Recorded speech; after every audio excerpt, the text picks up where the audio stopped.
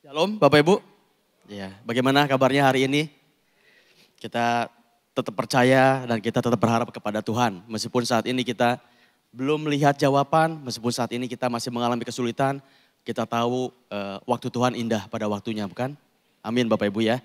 Baik Bapak Ibu, boleh ditayangkan slide-nya. Jadi hari ini saya akan menyampaikan firman Tuhan kepada Bapak Ibu dengan memberikan judul adalah perubahan tubuh Yesus.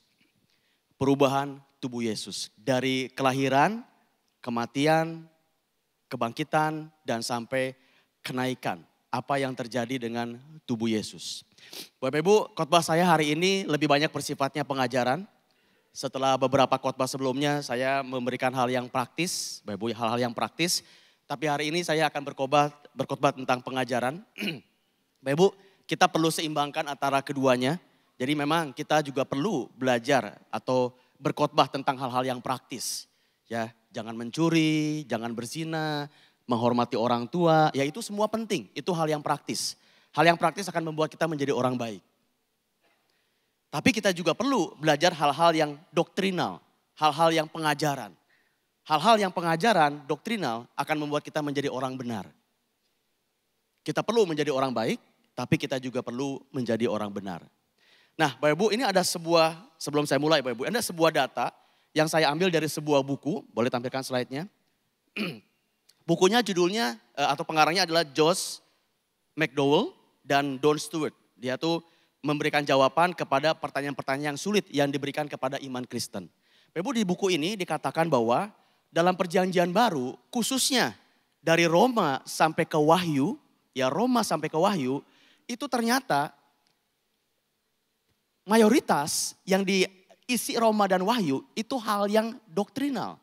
Memang ada hal yang praktis diajarkan di sana, tapi banyak juga hal-hal yang sifatnya doktrinal. Boleh lagi slide-nya. Mari kita lihat Bapak Ibu, ini data yang menarik. Waktu saya lihat juga ini menarik banget. Coba Bapak Ibu lihat. Ini dari Roma sampai Wahyu memang. Ya, di luar dari kitab Injil dari perjanjian baru. Tapi Roma sampai Wahyu. Saya berikan contoh kitab Roma. Pasal 1 sampai pasal 11 itu sifatnya itu pengajaran dari Paulus. Sifatnya doktrinal. Ibu nanti bisa cek ya, pasal 1 sampai pasal yang ke-11. Tapi memang dari pasal 12 sampai pasal 16 itu sifatnya hal yang praktis.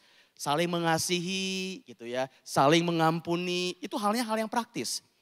Tapi di ayat-ayat, di kitab-kitab yang lain juga banyak yang membahas hal yang doktrinal, juga hal yang praktis. Ini Roma sampai 2 Timotius.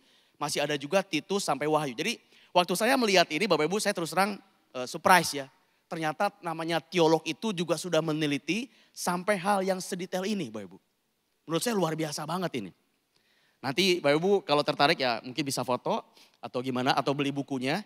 Tapi memang kalau kita rata-ratakan, ini kan ada yang lebih besar, ada yang lebih kecil gitu ya Bapak Ibu ya. Tapi kalau kita rata-ratakan di Roma sampai Wahyu yang sifatnya doktrinal, yang sifatnya pengajaran, itu komposisinya lebih besar daripada yang sifatnya hal praktis. Saya ulangi, komposisi pembahasan tentang hal pengajaran, hal doktrinal itu lebih besar porsinya daripada pembahasan hal yang praktis. Tapi memang tidak beda jauh, tidak beda jauh. Intinya apa? Intinya adalah kita harus seimbang antara keduanya. Memang kita harus belajar membahas hal-hal yang sifatnya praktis. Tapi kita juga perlu membahas yang sifatnya itu pengajaran. Makanya hari ini saya akan coba seimbangkan dari khotbah saya yang lalu yang sudah beberapa kali tentang hal yang praktis. Tapi hal ini kita akan belajar hal yang doktrinal. Ingat, hal yang praktis membuat kita menjadi orang baik. Tapi hal yang doktrinal membuat kita menjadi orang benar. Dan kita mesti sadar, kita diselamatkan karena kita orang benar bukan orang baik. Saya ulangi sekali lagi, sangat penting. Kita diselamatkan karena kita orang benar bukan orang baik. Mari coba kita lihat ayatnya dulu nih Bapak Ibu sebagai pemanasan di awal ya. Matius 26 ayat yang ke-46. Dan mereka ini akan masuk ke tempat siksaan yang kekal alias neraka. Tetapi orang benar ke dalam hidup yang kekal. Jadi kita diselamatkan itu karena kita statusnya adalah orang benar. Nah bagaimana kita caranya bisa menjadi orang benar? Roma 3 ayat yang ke-28. By the way hari ini mungkin akan sangat banyak ayat. Bapak Ibu saya sarankan bisa mencatat atau nanti mungkin lihat rekamannya.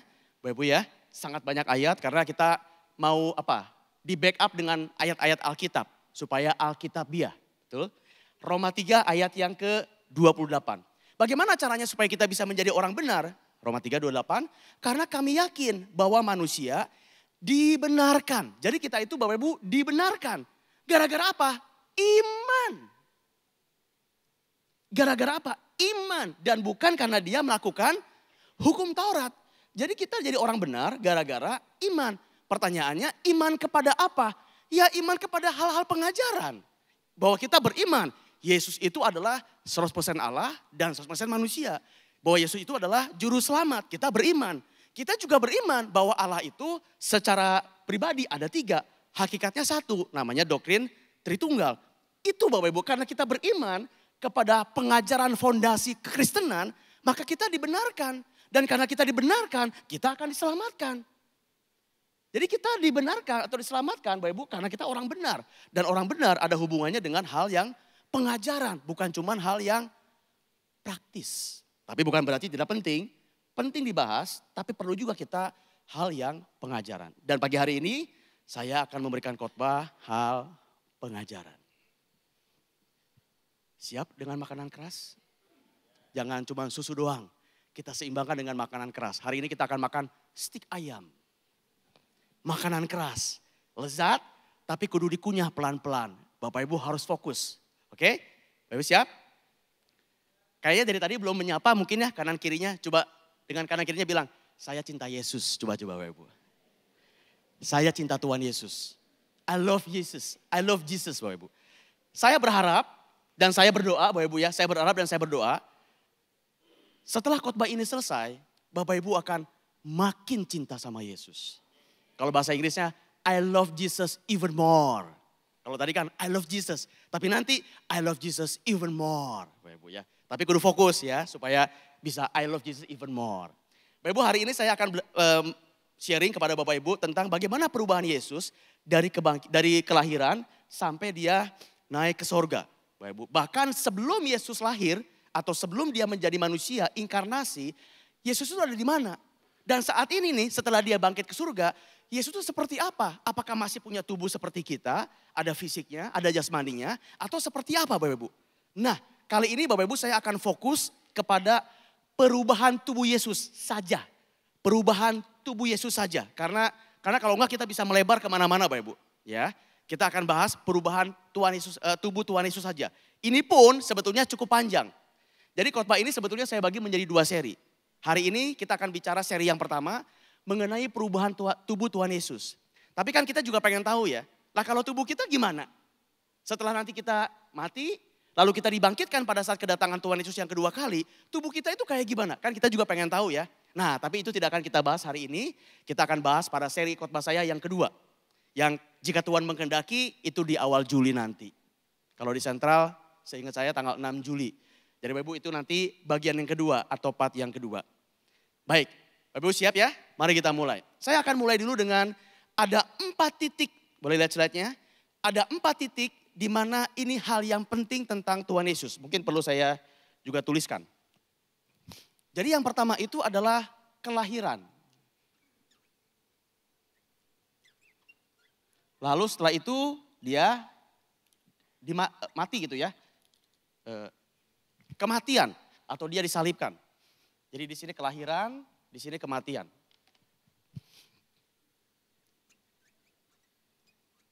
Oke, setelah dia mati, dia dibangkitkan pada hari yang ketiga. Ini adalah kebangkitan. Setelah kebangkitan, nanti dia akan naik alias kenaikan. Oke, jadi ada kelahiran. Dari kelahiran ke kematian kurang lebih usianya 33 tahun.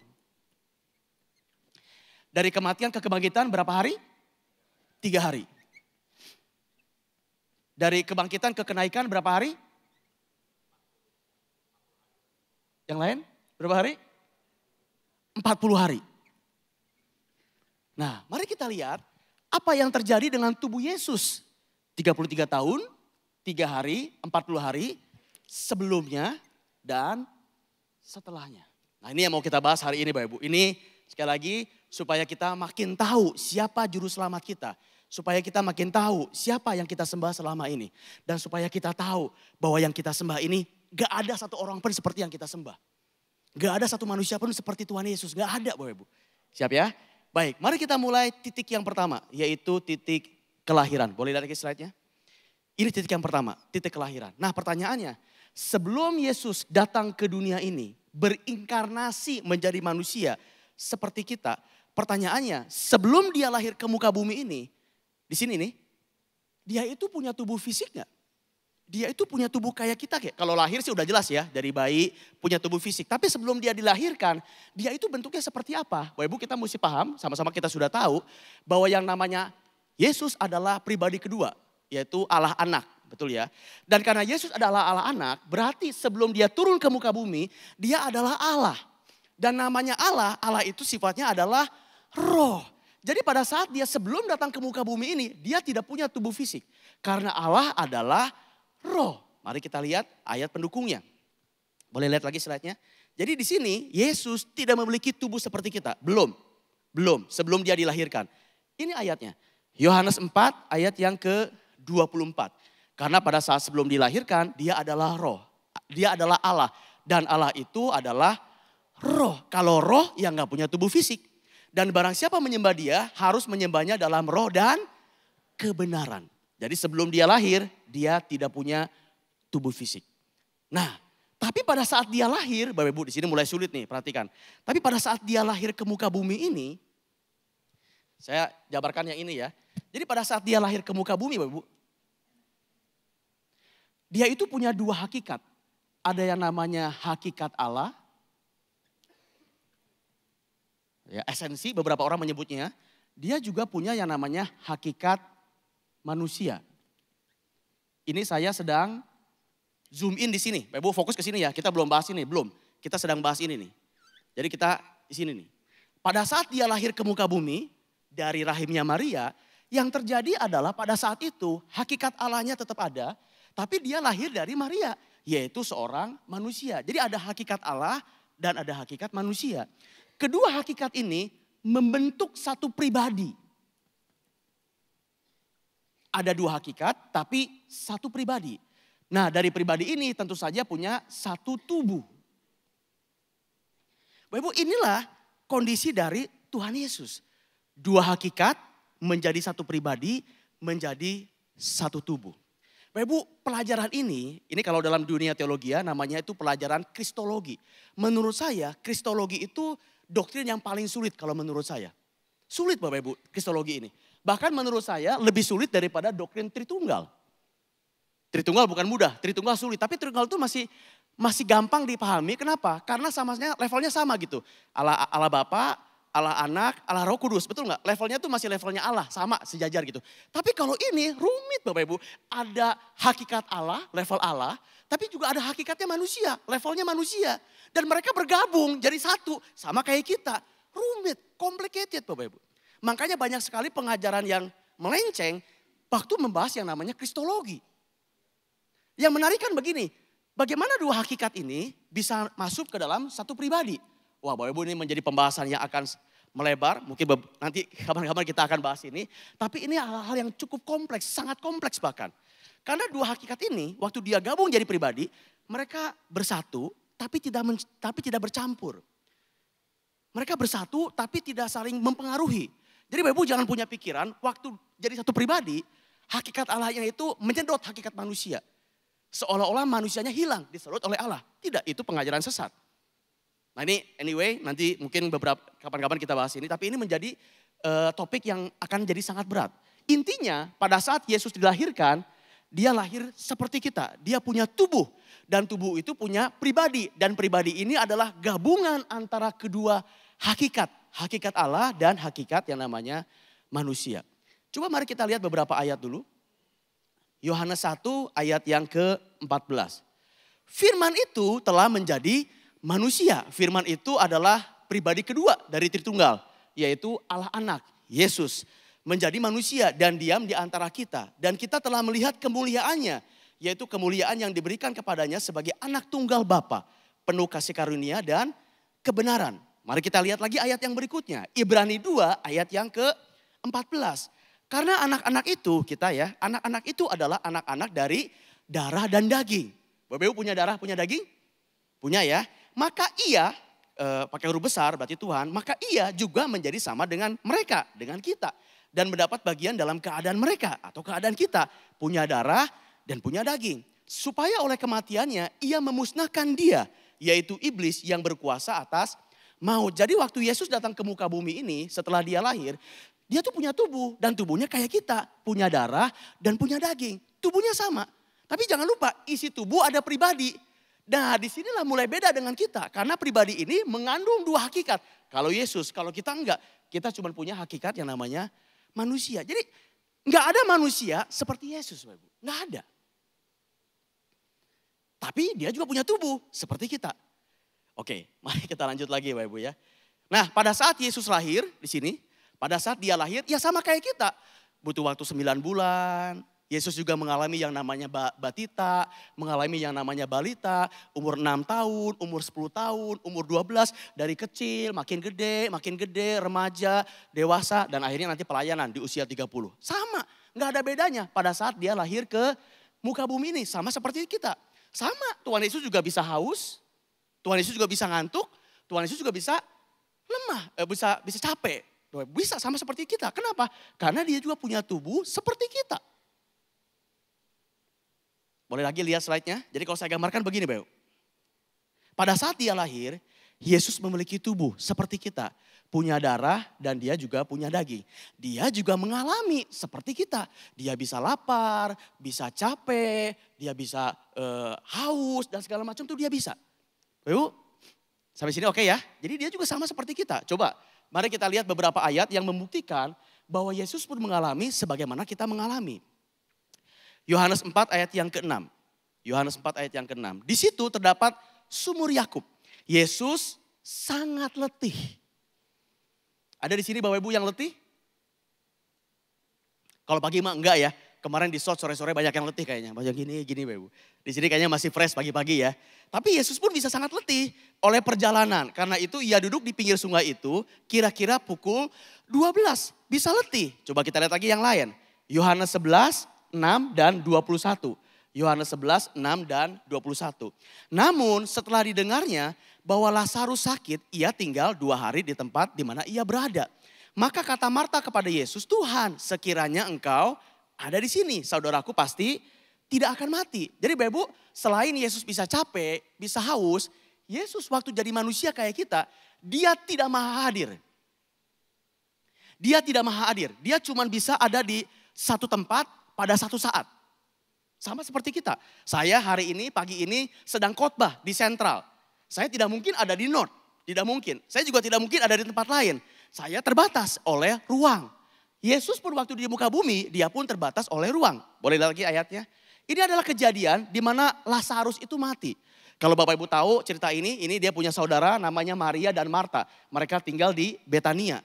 Waktu itu Lazarus sakit. Dikasih kabarlah kepada Yesus. Yesus, orang yang kau kasihi Lazarus itu sedang sakit. Ayo buru-buru ke sana gitu. Tapi Yesus tinggal di tempat di mana dia berada. Saat itu Yesus ada di seberang sungai Yordan. Bukan di Betania. Dan karena sengaja tinggal 2 hari akhirnya Lazarusnya mati. Jadi waktu itu Yesus gak bisa ada di 2 tempat. Di Betania ada, di seberang sungai Yordan juga gak bisa. Dia cuman waktu itu ada di seberang sungai Yordan. Dia tidak ada di Betania. Jadi waktu itu Yesus pun sama seperti kita. Secara fisik dia dibatasi oleh ruang. Tidak bisa ada di beberapa tempat secara sekaligus. Ini kelahiran. Oke. Sekarang mari kita masuk ke yang berikutnya. Boleh lagi lihat slide-nya. Adalah kematian. Nah Bapak Ibu.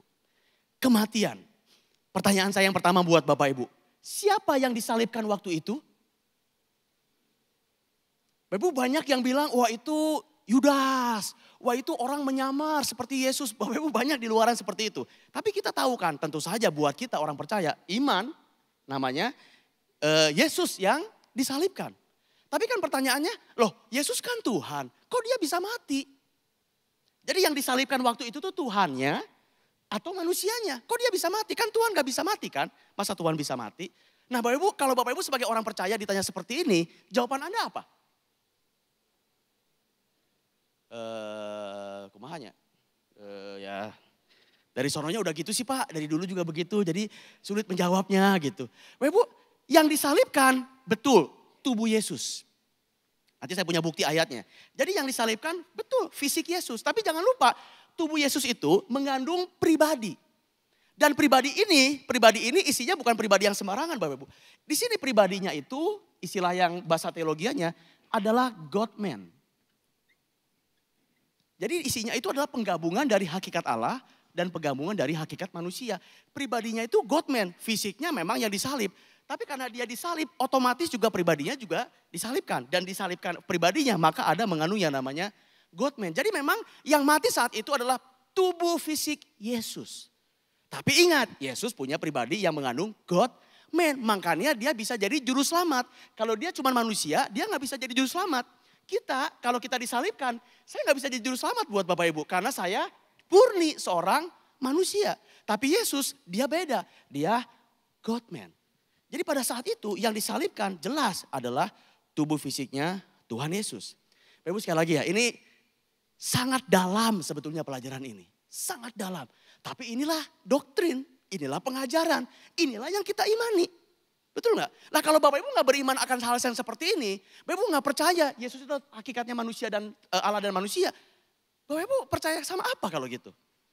Dan kalau Bapak Ibu nggak percaya sama Tuhan Yesus, maka nggak akan ada keselamatan buat Bapak Ibu. Ini pentingnya Bapak Ibu belajar seperti ini. Ini yang kita percayai dan kita harus tahu apa yang kita percayai. Boleh lagi lihat slide-nya. Jadi pada saat kematian, kejadiannya begini. Tubuh jasmani Yesus yang disalibkan, betul.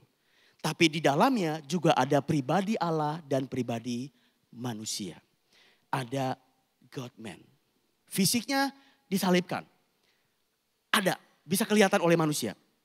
Coba mari kita lihat buktinya. Yohanes 19 ayat yang ke-34. Yohanes 19 ayat yang ke-34. Sesudah itu Yusuf dari Arimatea, dia murid Yesus, tetapi sembunyi-sembunyi karena takut kepada orang-orang Yahudi. Meminta kepada Pilatus supaya dia diperbolehkan menurunkan mayat Yesus. Menurunkan mayat Yesus. Dan Pilatus meluluskan permintaannya itu. Lalu datanglah dia dan menurunkan mayat. Jadi ada mayat Yesus. Artinya secara fisik ada, kelihatan. Oleh Yusuf kelihatan. Makanya oleh Yusuf diturunkan dan bahkan dikuburkan. Karena memang yang disalibkan adalah fisiknya Tuhan Yesus. Tapi sekali lagi, ini bukan fisik yang sembarangan.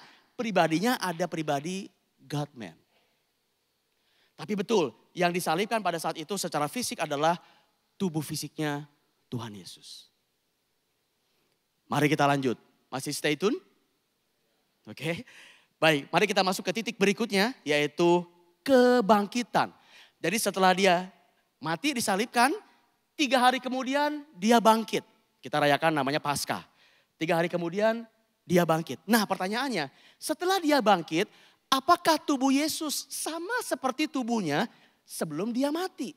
Yang tadi bisa lapar, bisa capek, butuh makan, nggak bisa ada di 2 tempat sekaligus. Apakah sama seperti di sini? Atau berbeda setelah dia bangkit? Belum naik loh ya, belum naik nih. Dia masih bangkit dan dia ada 40 hari di muka bumi sebelum dia naik ke surga. Nah, apa yang terjadi pada saat dia sudah dibangkitkan? Apakah tubuhnya berbeda? Apakah tubuhnya sama seperti tubuh sebelum dia disalibkan? Bapak Ibu, menarik banget. Ada beberapa ciri tubuh Yesus pada saat dia sudah dibangkitkan. Ada beberapa ciri tubuh Yesus yang sama seperti tubuh dia sebelum dia disalibkan. Ada. Tapi ada juga yang baru. Yang ciri-ciri itu nggak ada pada saat di sini. Nggak ada nih, nggak ada. Tapi pada saat dia sudah dibangkitkan, ciri-ciri itu muncul. Oke, mari kita lihat ya beberapa ciri-cirinya. Ciri-ciri yang pertama dulu, ciri-ciri yang ada pada saat sebelum dia disalibkan. Mari kita lihat. Yang pertama, cirinya adalah masih berupa tubuh yang bisa dilihat secara fisik. Jadi pada saat dia dibangkitkan, tubuhnya masih bisa dilihat oleh manusia. Dia belum naik, belum, masih di sini 40 hari. Bisa dilihat secara fisik oleh mata manusia. Coba mari kita lihat beberapa ayat buktinya. Matius 28 ayat yang ke-9. Matius 28 ayat yang ke-9. Demikian firman Tuhan. Tiba-tiba, ini setelah dia bangkit ya. Tiba-tiba Yesus berjumpa dengan mereka. Mereka ini Maria Magdalena dan teman-teman. Dan berkata, salam bagimu. Mereka, Maria Magdalena dan teman-teman mendekatinya. Mendekati Yesus. Dan memeluk kakinya. Oh, berarti Maria Magdalena masih bisa melihat tubuh fisiknya Yesus, bahkan masih bisa memeluknya alias masih bisa dipegang, disentuh. Ini di sini ya. Di sini nih. Jadi masih bisa dilihat secara fisik. Itu sama seperti sebelum dia disalibkan, sama. Ciri yang kedua. Boleh lagi lihat slide-nya? Yesus pada saat dia dibangkitkan masih bisa makan dan masih bisa minum. Masih bisa makan dan masih juga bisa minum. Mari kita lihat ayatnya. Lukas 24, 39 sampai 43. Lukas 24, 39 sampai 43. Demikian firman Tuhan. Lihatlah tanganku dan kakiku. Aku sendirilah ini. Rabalah aku dan lihatlah. Karena hantu tidak ada daging dan tulangnya seperti yang kamu lihat padaku. Sambil berkata demikian, dia memperlihatkan tangan dan kakinya kepada mereka. Oke, ini kan murid-muridnya pengen memastikan ini Yesus atau bukan. Ada bekas salibnya. Loncat ke 41 dan ketika mereka belum percaya karena girangnya dan masih heran, berkatalah ia kepada mereka, adakah padamu makanan di sini? Jadi masih bisa lapar nih Tuhan Yesus nih. Lalu mereka memberikan kepadanya sepotong ikan goreng. Sebetulnya lebih pas diterjemahkan sepotong ikan bakar. Tapi oleh LAI diterjemahkannya goreng. Karena mungkin buat Indonesia lebih goreng daripada bakar kali ya. Jadi ditulisnya, boleh lagi slide-nya. Itu namanya ikan goreng. Jadi Yesus dia mengambilnya dan dia memakannya. Jadi setelah dia bangkit, tubuhnya masih bisa makan, masih bisa minum. Buktinya dia bisa makan ikan goreng. Dia bisa makan apapun, bukan cuma ikan. Jadi kebetulan makannya ikan. Ya bisa makan ayam, bisa makan sapi, apalagi B2, jagoan kita bersama. Ya itu pasti makan juga. Tapi di sini cuma contoh aja dia makan ikan. Tapi intinya pada saat dia bangkit, dia masih terlihat secara fisik dan dia masih bisa makan. Seperti sebelum dia disalibkan. Itu yang sama. Apa yang beda? Nah ini yang beda, mari kita lihat. Ini beberapa ciri yang beda sebelum dia dibangkitkan. Atau beda dengan kita saat ini. Beda. Boleh lagi lihat slide-nya? Ciri yang ketiga adalah tidak bisa dikenali dalam beberapa kejadian. Heran banget. Dalam beberapa kejadian meskipun Tuhan Yesus punya tubuh fisik. Tapi nggak bisa dikenali. Bukan oleh orang lain loh. Oleh orang-orang terdekatnya dia tidak bisa dikenali. Coba kita lihat salah satu ayatnya. Yohanes 20, 14 sampai 15. Sesudah berkata demikian, ia menoleh ke belakang dan melihat Yesus berdiri di situ. Ia di sini Maria Magdalena. Tetapi dia tidak tahu bahwa itu adalah Yesus. Aneh banget. Maria Magdalena itu bukan orang yang jauh dari Tuhan Yesus. Dia dekat. Dia pernah menjamu Tuhan Yesus. Bahkan waktu Tuhan Yesus disalibkan, Maria Magdalena ada di sana. Jadi agak aneh kalau dia nggak tahu itu Tuhan Yesus. Oke, kata Yesus kepadanya, Ibu, mengapa engkau menangis? Siapakah yang engkau cari? Maria menyangka orang itu adalah penunggu taman. Amazing. Lalu berkatalah kepadanya, Tuhan, jikalau Tuhan yang mengambil dia, katakanlah kepadaku di mana Tuhan meletakkan dia. Supaya aku dapat mengambilnya. Baru ini heran banget loh. Maria Magdalena sekali lagi bukan orang yang jauh, dia orang yang dekat. Harusnya dia bisa tahu dong bahwa itu adalah Yesus, ya enggak? Sama seperti saya misalkan dengan Pastor Arif, kami cukup dekat, sering ngobrol. Kalau suatu hari saya melihat seseorang waktu ngomong sama saya dan ada wujudnya Pastor Arif, saya tahu itu adalah Pastor Arif. Gak mungkin tiba-tiba penunggu taman gitu, menurut saya kan gak mungkin. Nah tapi ini aneh kan, berarti ada sesuatu yang berubah dari tubuh namanya Tuhan Yesus. Ini contoh satu, contoh yang kedua kita tidak bacakan. Kalau Bapak Ibu masih ingat, ada murid-murid Yesus yang dalam perjalanan ke Emmaus. Dalam perjalanan ke Emmaus, mereka juga ngobrol sama Tuhan Yesus. Tapi mereka nggak tahu bahwa itu adalah Tuhan Yesus. Ini murid-muridnya loh.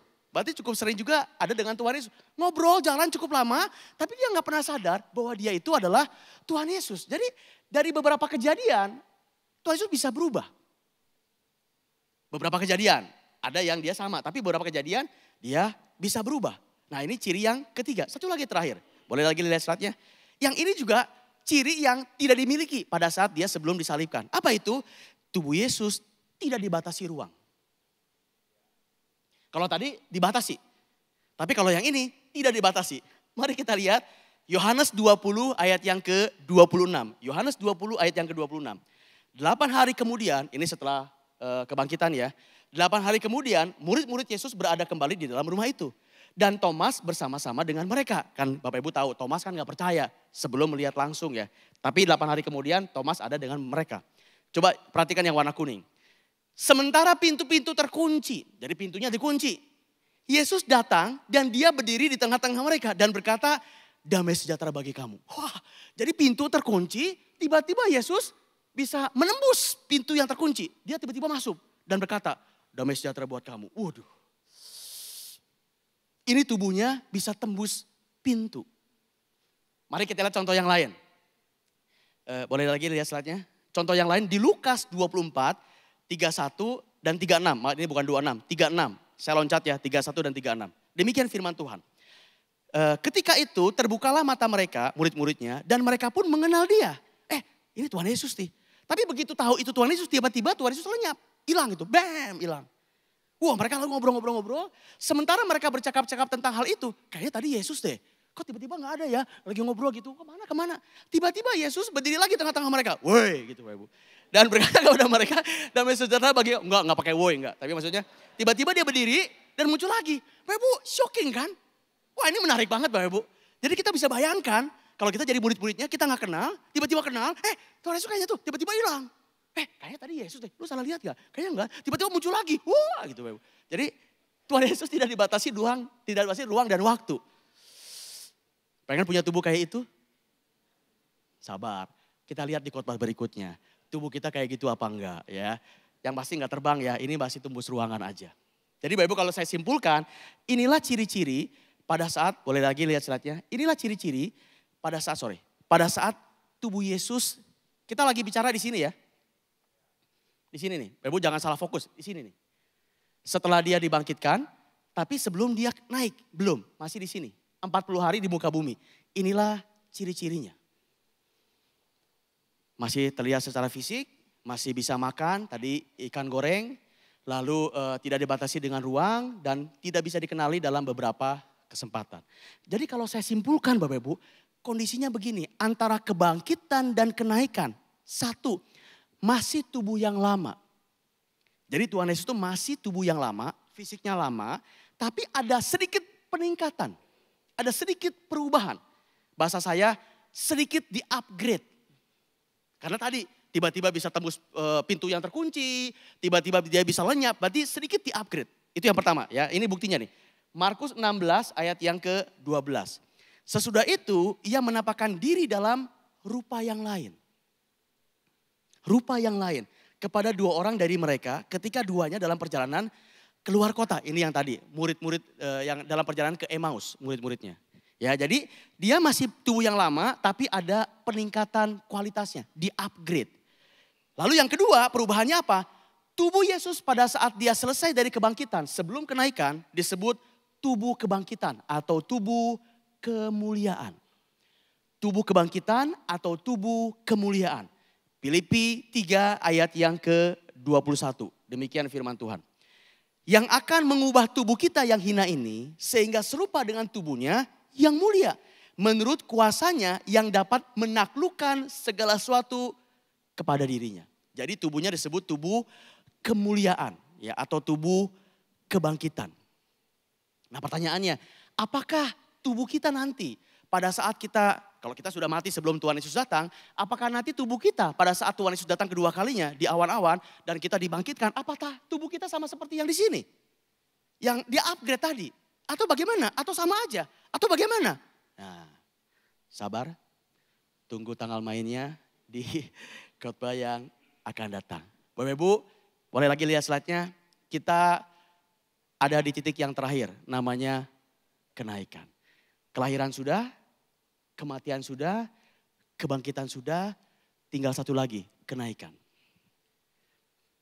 Masih tahan? Mau doa penutup aja langsung? Enggak? Masih penasaran sedikit? Soalnya ini ruangannya udah agak berasap ini, penuh dengan asap Bapak Ibu nih. Wah, udah ngebul gitu, udah ngebul nih Bapak Ibu. Satu lagi terakhir ya. Nah mari sekarang kita lihat, setelah dia 40 hari di muka bumi ini, kita sama-sama tahu bukan, baru kita rayakan. Kenaikan Tuhan Yesus. Pertanyaannya, pada saat dia naik ke surga, pada saat dia naik dan saat ini dia ada di surga, apakah tubuhnya sama seperti tubuh yang ada di sini? Atau apakah tubuhnya sama seperti yang ada di sini? Atau balik lagi ke kondisi awal yang adalah roh, tidak punya tubuh. Oke, kita masuk ya. Satu hal yang penting dulu pertama. Bapak Ibu kita mesti tahu. Yang pertama nih. Pada saat Yesus naik ke surga, Yesus masih punya tubuh fisik. Pada saat dia naik ke surga, Yesus masih punya tubuh fisik. Tubuh fisiknya masih ada. Apa buktinya? Karena pada saat Tuhan Yesus naik ke surga, siapa yang bisa melihat dia naik ke surga? Murid-muridnya bisa melihat dia naik ke surga. Coba kita lihat ayatnya. Boleh kita lihat Kisah Para Rasul 1 ayat yang ke-9. Sesudah ia mengatakan demikian, Yesus terangkatlah ia disaksikan oleh mereka. Mereka siapa? Murid-muridnya. Jadi waktu Yesus naik ke surga, ngangkat nih, tubuh fisiknya masih ada. Buktinya apa? Bisa dilihat oleh mata murid-muridnya naik ke surga. Oh naik tuh, oh oke disembah. Lalu awan-awan menutupi dari pandangan mereka. Jadi waktu dia naik ke surga, dia masih punya tubuh fisik. Ini hal yang pertama yang sangat penting. Nah, sekarang pertanyaannya, hal penting yang kedua, setelah dia naik ke surga dan sekarang dia ada di surga, apakah dia masih punya tubuh? Seperti dia di muka bumi ini. Hal terpenting yang kedua adalah, ayo perhatikan. Saat ini Yesus masih punya tubuh secara fisik di surga.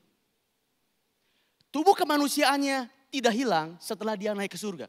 Beda kondisinya pada saat sebelum dia lahir. Kalau pada saat sebelum dia lahir, dia totally roh, dia murni roh.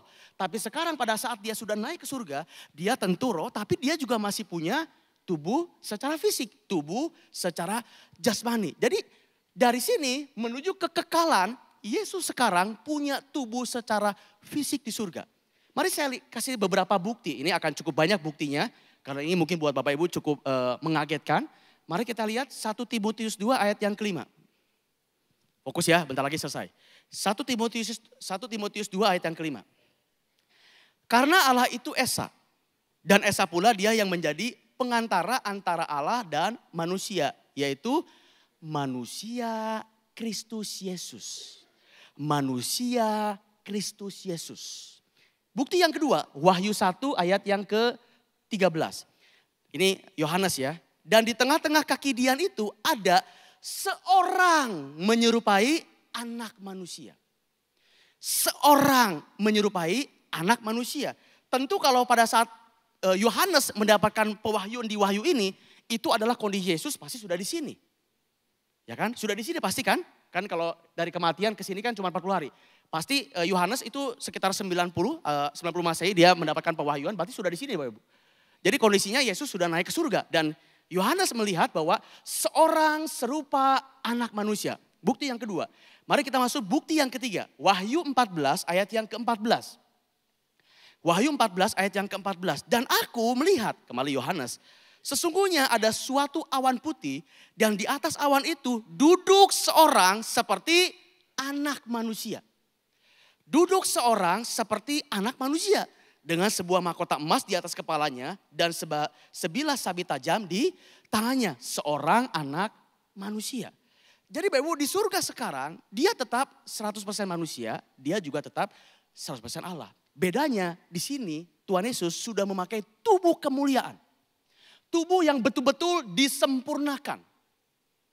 Tubuh yang betul-betul disempurnakan. Jadi antara tubuh yang ada di sini, nanti sebentar kita lihat bedanya apa lagi. Antara tubuh yang di sini dengan tubuh yang di sini itu pun berbeda. Jadi Bapak ada 2 kali upgrade. Tubuh pada saat di muka bumi ini, setelah dia dibangkitkan, upgrade yang pertama. Tapi setelah dia naik ke surga, tubuhnya kembali disempurnakan. Upgrade yang kedua. Coba saya gambarkan seperti ini. Boleh lagi lihat slide-nya? Antara kebangkitan dengan kenaikan, tubuhnya diperbaharui, di-upgrade. Tapi setelah dia naik ke surga, tubuhnya disempurnakan, double upgrade. Kalau saya boleh pakai istilah upgrade. Jadi upgrade yang pertama dan upgrade yang kedua atau double upgrade. Tetap fisik, tapi double upgrade. Nah, double upgrade itu seperti apa Pak? Kayak gimana yang namanya double upgrade? Mari sekarang kita lihat, tubuhnya masih ada secara fisik, tapi di double upgrade. Tubuhnya seperti apa? Kisah Para Rasul 22 ayat yang ke-6 sampai ayat yang ke-8. Perhatikan, ini tubuh Yesus setelah dia naik ke surga. Kisah Rasul 22 ayat yang ke-6 sampai ayat yang ke-8. Ini kisah Paulus sebelum dia bertobat. Ini masih Saulus, dia sedang ngejar-ngejar orang percaya. Di tengah jalan Tuhan Yesus menampakkan diri kepada Saulus. Makanya berubah jadi Paulus. Ya, ini kisahnya begitu. Tetapi dalam perjalananku ke sana, Saulus, ketika aku sudah dekat Damsik, yaitu waktu di tengah hari, tiba-tiba memancarlah cahaya yang menyilaukan. Jadi ada sebuah cahaya yang silau banget dari langit. Mengelilingi aku, kata Paulus. Maka rebahlah aku ke tanah dan aku mendengar suara yang berkata kepadaku. Ini suara siapa? Suara Tuhan Yesus. Saulus, Saulus, mengapa engkau menganiaya aku? Jawabnya Paulus, siapakah engkau Tuhan? Katanya, akulah Yesus, orang Nazaret yang kau aniaya itu. Ciri yang pertama, wajahnya tetap fisik tapi muncul cahaya yang menyilaukan. Seperti ini. Paulus gak bisa lihat karena cahayanya sangat menyilaukan. Itu ciri double upgrade yang pertama di sini. Ciri yang kedua, mari kita lagi ayat yang berikutnya. Wahyu 1, 12 sampai 15. Wahyu 1, 12 sampai 15. Ini Yohanes. Lalu aku berpaling untuk melihat surga yang berbicara kepadaku. Dan ketika aku berpaling, tampaklah kepadaku 7 kaki dian dari emas. Dan di tengah-tengah kaki dian itu ada seorang serupa anak manusia. Yang tadi saya sudah sempat baca ya ayat ini ya. Berpakaian jubah yang panjangnya sampai ke kaki. Dan dadanya berlilitkan ikat pinggang dari emas. Kepalanya dan rambutnya putih bagaikan bulu putih metah. Putih meta. Tadi saya pagi-pagi lihat putih meta itu artinya apa? Putih meta itu betul-betul putih murni Bapak Ibu. Bersih, totally bersih. Itu namanya putih meta. Boleh lagi lihat slide-nya. Dan matanya bagaikan nyala api. Dan kakinya mengkilap bagaikan tembaga membara di dalam perapian. Suaranya bagaikan desau air bah. Ini tubuh Yesus, tapi double upgrade. Tidak muncul pada saat dia di sini, nggak muncul. Tapi di sini tubuhnya seperti itu. Satu lagi. Ya, satu lagi Bapak Ibu. Oh, udah ternyata cukup. Bapak Ibu udah capek, saya cukup sampai situ dulu. Kenaikannya, tubuh jasmani Yesus masih ada, tapi dalam kondisi yang sudah disempurnakan. Di sininya namanya double upgrade. Pertanyaannya kembali, jadi kalau gitu Pak nanti, kemarin kan pertanyaannya ke kita ya. Lah kalau nanti kita gimana Pak? Waktu kita nanti dibangkitkan oleh Tuhan Yesus di akhir zaman, apakah tubuhnya yang ini, tubuh Yesus yang sekali upgrade, atau tubuh kita yang double upgrade, bercahaya, kaki dia emas, kayak gimana tubuh kita? Kembali tunggu tanggal mainnya, tanggal 5. Jika Tuhan menghendaki ya. Baik Bapak Ibu, mari kita rangkum. Ini sudah selesai, tapi mari kita rangkum sebagai summary. Boleh lagi lihat slide-nya. Tadi kita sudah bahas ada 4 titik. Titik kelahiran, kematian, kebangkitan, dan kenaikan. Sebelum dia dilahirkan, berinkarnasi, sebelum Natal lah kalau bahasa kita. Sebelum Natal, Yesus tidak punya tubuh. Dia murni roh, karena Allah adalah roh. Tapi pada saat dia diinkarnasikan, lahir ke muka bumi ini, Yesus punya tubuh kayak kita, punya darah dan daging. Sama seperti kita, meskipun sekali lagi komposisinya beda secara dalamannya. Tapi secara fisik dia sama seperti kita. Lalu pada saat kematian, tubuh jasmani Yesus yang disalibkan. Namun di dalamnya ada pribadi Allah dan manusia, God-man. Pada saat kebangkitan, menjelang kenaikan, di sini ada 2 yang terjadi. Masih tubuh yang lama, tapi ada perubahan di mana kualitasnya ditingkatkan. Upgrade yang pertama. Disebut juga tubuh kebangkitan atau tubuh kemuliaan. Setelah dia naik ke surga, seperti ini. Tubuh jasmani Yesus masih ada, namun dalam kondisi yang sudah disempurnakan. Bapak Ibu, kurang lebih ini gambarannya, kurang lebih ini rangkumannya Bapak Ibu. Satu hal penting sebelum saya closing. Bapak Ibu, satu hal penting sebelum saya closing. Boleh lagi lihat slide ini ya. Bapak Ibu perhatikan, ini sangat penting. Ini sangat penting. Coba Anda renungkan begini, Sebelum Yesus turun ke muka bumi ini, inkarnasi dalam bentuk manusia, dia tidak punya tubuh fisik sama sekali. Dia murni roh, perhatikan loh, murni roh. Tapi akibat dia lahir ke muka bumi ini, dia mau datang ke muka bumi ini, rela datang ke muka bumi ini. Karena kasihnya begitu besar akan kita, umat yang berdosa. Dia menjalani kehidupan di muka bumi dan sekarang dia naik ke surga. Tapi sekarang kondisinya tidak lagi murni seperti waktu awal. Di mana dia cuma punya roh. Tapi sekarang di surga dia punya tambahan, yaitu tubuh manusia. Menurut saya ini sebuah pengorbanan yang luar biasa dari Yesus. Bapak Ibu paham maksud saya? Dulu dia nggak punya fisik, nggak punya Bapak Ibu. Dia murni roh. Tapi karena kasihnya begitu besar buat kita, orang berdosa. Dia rela datang ke muka bumi dan akibatnya sekarang di surga dia punya tubuh jasmani. Kalau bukan karena kasihnya, kalau bukan karena pengorbanannya Bapak Ibu. Mana mau seperti itu Bapak Ibu. Mana mau. Tapi karena kasihnya dia rela, dia mau. Sekarang di surga dia punya tubuh fisik. Oke, saya tutup dengan ini. Lalu apa ini hubungannya dengan hidup saya? Lalu apa hubungannya ini dalam aplikasi kehidupan sehari-hari? Memang tidak berkorelasi, berkoneksi dengan usaha Bapak Ibu, enggak. Ini sekali lagi, inilah pengajaran. Ini lebih menyentuhnya ranah iman. Bukan ranah usaha saya jadi diberkati, bukan. Ini ranahnya ranah iman. Boleh lihat lagi slide-nya? Saya tutup dengan ini Bapak Ibu. Jadi aplikasinya apa? Saya bisa bagikan dua buat Bapak Ibu sebagai penutup. Yang pertama, ini loh keunikannya Kristen. Ini loh keunikannya Tuhan Yesus. Bapak Ibu, karena kalau kita bicara perbuatan baik, banyak mungkin yang lebih baik. Kalau ngomongin perbuatan baik, tapi yang seperti ini, keunikan iman Kristen, keunikan Yesus yang seperti ini, di mana Bapak Ibu temukan selain di Yesus? Saya kemarin ngobrol sama istri saya, cerita sedikit ya Mi ya. Waktu selesai dari ibadah saya tanya, kamu dapat apa dari khotbah yang di shot kemarin? Istri saya bilang gini, saya gak salah pilih percaya kepada Tuhan Yesus. Saya gak salah, gampangnya saya gak salah pilih agama. Karena cuman Kristen yang punya yang seperti ini. Bapak ini iman.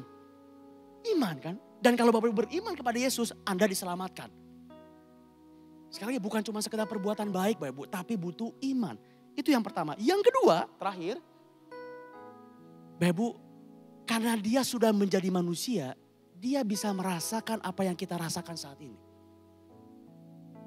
Kita gak bisa bilang, Tuhan mah Tuhan yang jauh. Tuhan mah selalu ada di surga. Mana ngerti pergumulan kita sebagai manusia, mana ngerti.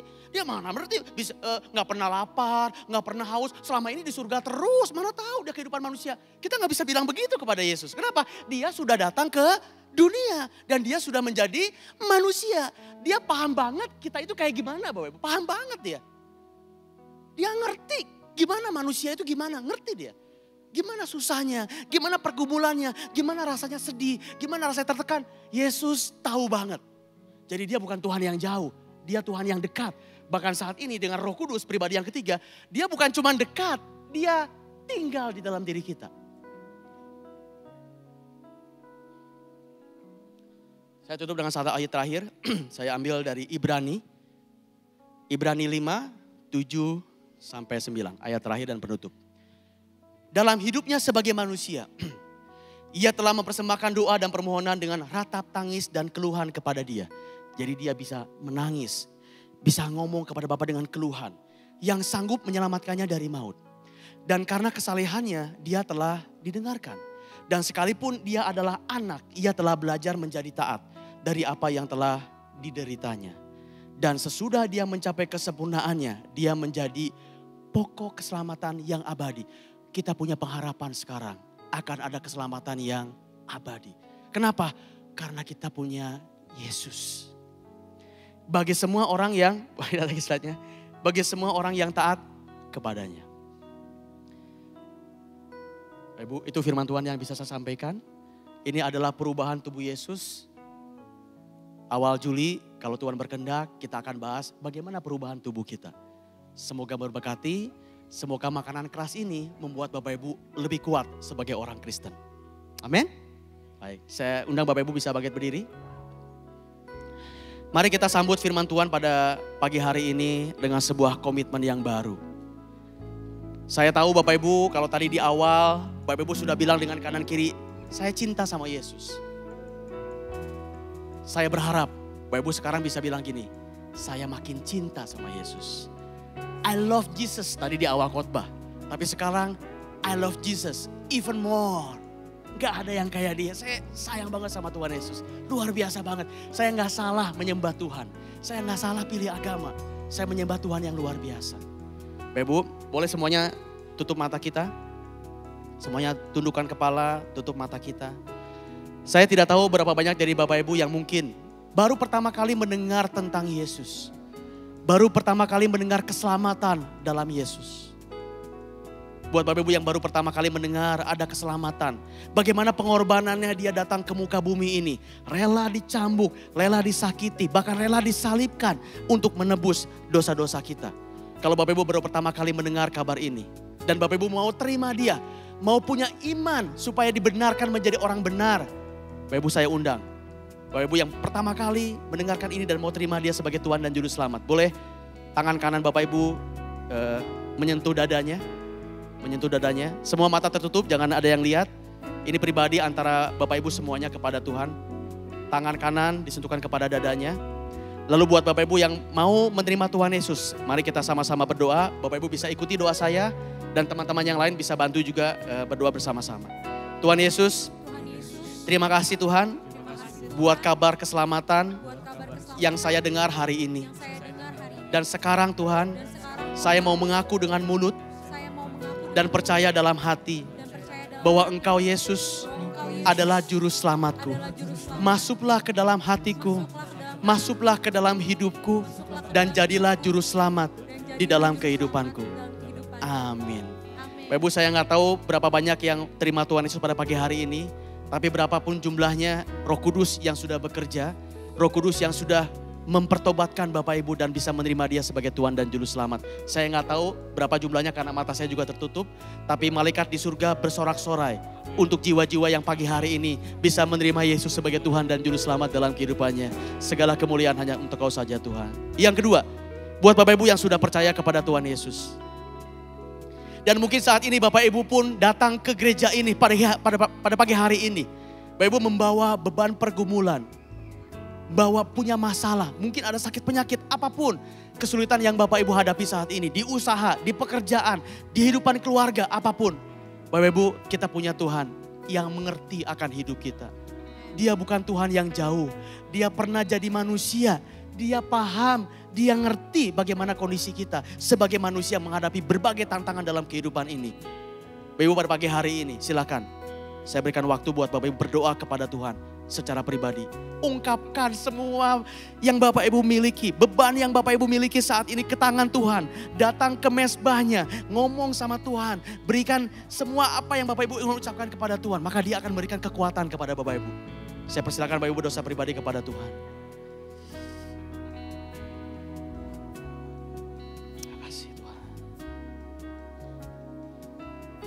Terima kasih Tuhan. Kalau penolong kami Tuhan. Kalau penolong kami Tuhan. Apa yang bisa kami lakukan sudah kami lakukan Tuhan. Apa yang sudah kami perjuangkan sudah kami perjuangkan. Tapi kami belum melihat hasilnya Tuhan. Kami mau berserah pada pagi hari ini kepada Engkau Tuhan. Kekuatan kami terbatas, tapi kekuatan-Mu tidak terbatas Tuhan. Dan kami punya Tuhan yang sanggup, Tuhan yang mampu membantu kami menyelesaikan semua persoalan kami. Dan kami percaya hati-Mu Tuhan. Engkau paham bagaimana kondisi kami sebagai manusia. Engkau mengerti Tuhan. Dan bahkan Engkau diam di dalam hati kami sebagai Roh Kudus. Tinggal dan diam di dalam hati kami. Kami berserah kepada Engkau dalam setiap apa yang kami hadapi. Setiap apa yang kami sedang kumulkan pada hari ini. Terpuji nama-Mu Tuhan untuk semua kebaikan dan anugerah yang Kau berikan buat kami semuanya ya Tuhan.